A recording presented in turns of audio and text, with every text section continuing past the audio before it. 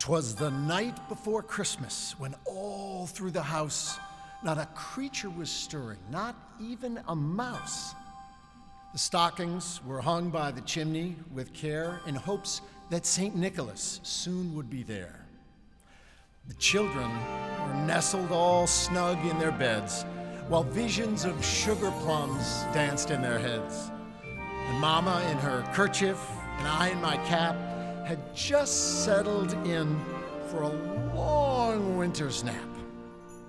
When out on the lawn there arose such a clatter, I sprang from my bed to see what was the matter. Away to the window I flew like a flash, and tore open the shutters and threw up the sash. The moon on the breast of the new fallen snow gave a luster of midday to the objects below. But what to my wondering eyes should appear but a miniature sleigh and 8 tiny reindeer. With an old driver so lively and quick, I knew in a moment it must be Saint Nick. More rapid than eagles, as coursers they came, and he whistled and he shouted and he called them by name.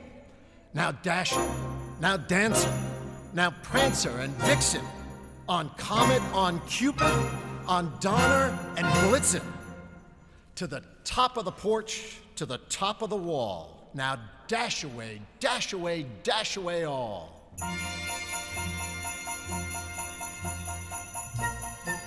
As dry leaves that before the wild hurricane fly when they meet with an obstacle mount to the sky, so up to the housetop the coursers they flew with a sleigh full of toys and St. Nicholas too. And then in a twinkling I heard on the roof the prancing and pawing of each tiny hoof. As I drew in my head and was turning around, down the chimney St. Nicholas came with a bound.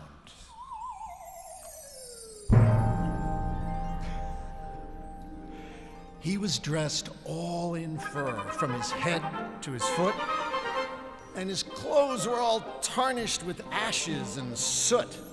A bundle of toys he had flung on his back, and he looked like a peddler just opening his sack.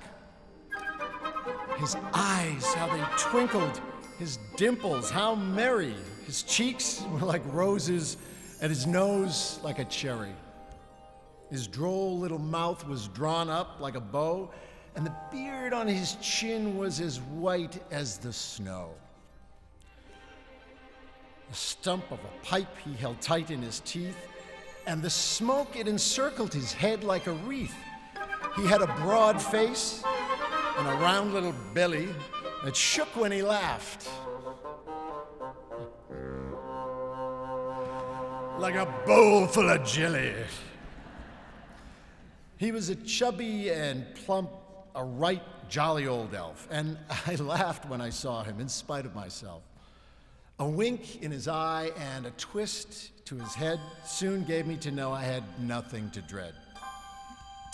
He spoke not a word, but went straight to his work, and he filled the stockings and then turned with a jerk, and laying a finger aside his nose, and giving a nod, up the chimney he rose.